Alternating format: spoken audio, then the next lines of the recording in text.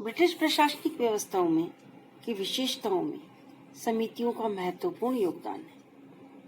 चाहे लोक प्रशासन हो या निजी प्रशासन, चाहे राजनीति का क्षेत्र हो, समितियों की सर्वव्यापकता ब्रिटिश प्रशासन की एक विशेष देन माना जाता है।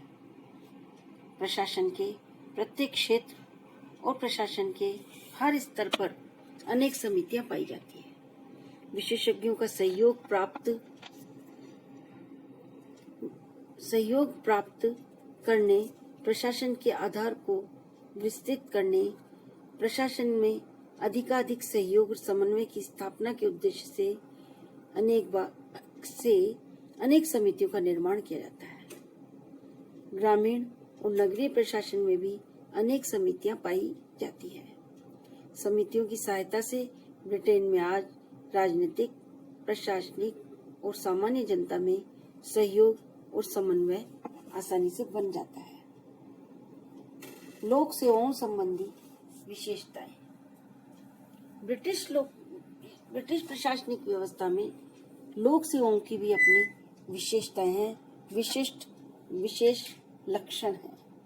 अर्थात उन विशेषताओं के कारण ब्रिटिश लोक सेवा अन्य देशों की तुलना में अलग ही दिखाई पड़ती है। पहला है लोक सेवा जीवन व्रत के रूप में। ब्रिटेन वासी लोक सेवा को जीवन वृत्ति के रूप में स्वीकार करते हैं। लोक सेवाओं की समाज में समुचित प्रतिष्ठा होने से जनता इनकी ओर आकर्षित रहती है। कुछ सर्वोच्च पदों को छोड़कर समस्त पदों पर नवयुवकों को प्राय 21 से 24 वर्ष की उम्र में सेवा के अंतर्गत प्रवेश दिया जाता है। अवकाश प्राप्ति की उम्र तक पहुंचने से पूर्व प्राय वे सेवा नहीं छोड़ते हैं, क्योंकि सेवा की सुरक्षा, अवकाश प्राप्ति लाभ उन्हें सेवा में बने रहने के लिए विवश करते हैं। इसी तरह से लोक सेवाओं के संबंध में दूसरी विशेषता है अभिजात वर्ग का प्रतिनिधित्व। लोक सेवाएं प्रारंभ से ही संपन्न शहरी परिवारों के लिए आरक्षित सी जान पड़ती है। सेवाओं में निम्न और मध्य निम्न वर्ग के पदों पर फिर भी आर्थिक रूप से कम समृद्ध लोगों की पहुंच हो जाती है, लेकिन उच्च और उच्च मध्य पदों के लिए श्रेष्ठ महाविद्यालयों और नामी विश्वविद्यालयों में शिक्षित प्रत्याशी ही सफल हो पाते हैं। समाज का अभिजात वर्ग ही अधिकांशतया उच्च लोक सेवाओं में कार्यरत पाया जाता है। लोक सेवाओं संबंधी विशेषता के संदर्भ में एक अन्य विशेषता इसका प्रजातांत्रिक स्वरूप भी है। ब्रिटेन में लोक सेवक सम्राट के सेवक माने जाते हैं और उसके प्रसाद पर्यंत वे अपने पद पर बने रहते हैं, लेकिन यह सब सैद्धांतिक है। व्यवहार में लोक सेवक मंत्री के अधीन होते हैं और लोक सेवा में प्रविष्ट होने के पश्चात अवकाश प्राप्ति तक अर्थात 60 वर्ष की उम्र तक ये लोक सेवा में बने रहते हैं। लोक सेवाओं में पहले पक्षपात, भाई भतीजावाद का बोलबाला था। भर्ती प्रणाली में अनेक सुधार किए गए। भर्ती के लिए योग्यता को आधार बनाया गया। निष्पक्ष भर्ती के लिए लोक सेवा आयोग का गठन करके भर्ती का कार्य एक प्रकार से केंद्रित होता चला गया। इस प्रकार ब्रिटेन में भर्ती, प्रशिक्षण, पदोन्नति, सेवाओं की दशाओं के निर्धारण आदि का कार्य प्रजातांत्रिक तरीके से प्रजातांत्रिक सिद्धांतों के आधार पर किए जाते हैं। इसी तरह से ब्रिटिश लोक सेवा की एक और महत्वपूर्ण विशेषता है, वहां पर सामान्यज्ञ और विशेषज्ञों का सम्मिश्रण रहता है। कुछ समय पूर्व तक ब्रिटिश लोक सेवा में सामान्यज्ञों का पूर्ण प्रभुत्व था। राष्ट्रीय स्तर पर प्रतियोगिता परीक्षाओं में विषय ऐसे रखित रहते थे कि सामान्यज्ञों को प्रवेश मिल जाता था। सर्वाधिक सत्ता, प्रभाव, शक्ति, उच्च पदों पर वर्चस्व सामान्यज्ञों का ही था। विषय विशेषज्ञों की प्रतिष्ठा, शक्ति, सत्ता, वेतन की दृष्टि से सामान्यज्ञों की तुलना में कम थी।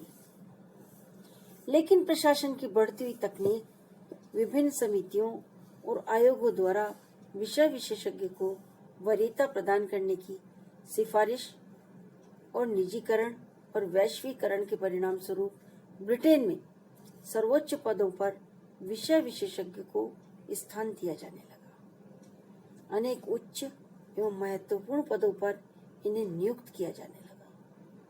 इस प्रकार पहले की तुलना में वर्तमान समय में सामान्यज्ञों का प्रभुत्व कुछ कम होकर ब्रिटिश प्रशासन में सामान्यज्ञों एवं विषय विशेषज्ञों का सम्मिश्रण पाया जा रहा है। संख्या की दृष्टि से आज भी चाहे सामान्यज्ञों का आधिक्य है, लेकिन प्रशासन में प्रभावशीलता की दृष्टि से विशेषज्ञों ने अपना विशेष स्थान प्राप्त कर लिया है। इस प्रकार लोक सेवाओं की विशेषता में एक महत्वपूर्ण विशेषता लोक सेवकों की तटस्थता और अनामता भी है। ब्रिटिश प्रशासन में प्रारंभ से ही लोक सेवकों की तटस्थता एवं अनामता की विशेषता को स्वीकारा गया है। लोक सेवकों को आलोचना का पात्र नहीं बनने की पुरानी प्रथा है। किसी भी प्रशासनिक अकुशलता के लिए आलोचना के समय विभाग का मंत्री आगे आकर लोक सेवक की अनामता को व्यवहारिक रूप प्रदान करते हैं। राजनीतिक तटस्थता ब्रिटिश प्रशासन की एक शक्तिशाली परंपरा मानी गई है। सत्ता में कोई भी दल आए, लोक सेवक को उससे कोई फर्क नहीं पड़ता। लोक सेवक राजनीतिक दृष्टि से तटस्थ रहकर कार्य को क्रियान्वित करते हैं। राजनीतिक तटस्थता की परंपरा तो वहाँ है। राजनीतिक तटस्थता की परंपरा तो वहाँ है ही। अनेक कानूनी प्रावधानों ने इसे और भी अधिक बल दे दिया है। लोक सेवकों की दशाओं राजनीतिक अधिकारों के संबंध में ऐसी व्यवस्थाएं विकसित हुई हैं कि लोक सेवक अपने सेवा काल के दौरान पूर्णतः निष्पक्ष होकर कार्य करते चले जाएं। और इस प्रकार लोक सेवाओं में तटस्थता और अनामता के ब्रिटेन में एक बहुत ही सुंदर सम्मिश्रण पाया गया है।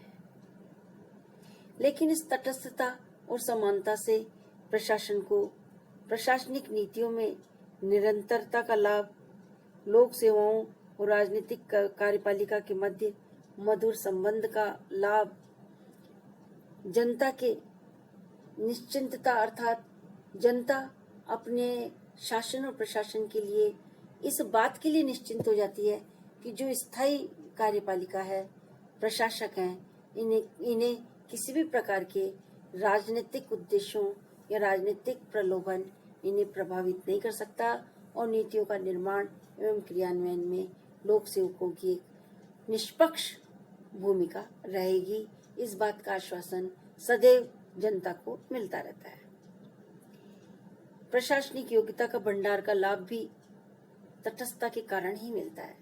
चाहे लोग प्रशासक कितना ही योग्य क्यों नहीं हो, यदि वो पक्षपाती है, यदि वो किसी पक्ष विशेष को महत्व देता है, तो उसकी योग्यता एक तरह से निरर्थक साबित हो जाएगी। यदि लोक सेवक तटस्थ है, निष्पक्ष है, तभी वो राजनीतिक सत्ता के किसी भी प्रकार के प्रलोभन से में न आकर नीति का क्रियान्वयन पूरी तरह से संवैधानिक तौर पर करता है। इस प्रकार ब्रिटिश प्रशासनिक व्यवस्था एक सदैव निरंतरता का, परिवर्तनता का एक विशेष उदाहरण रही है और ब्रिटिश प्रशासन में ये जो परिवर्तन का दौर है अभी रुका नहीं है, निरंतर चल रहा है।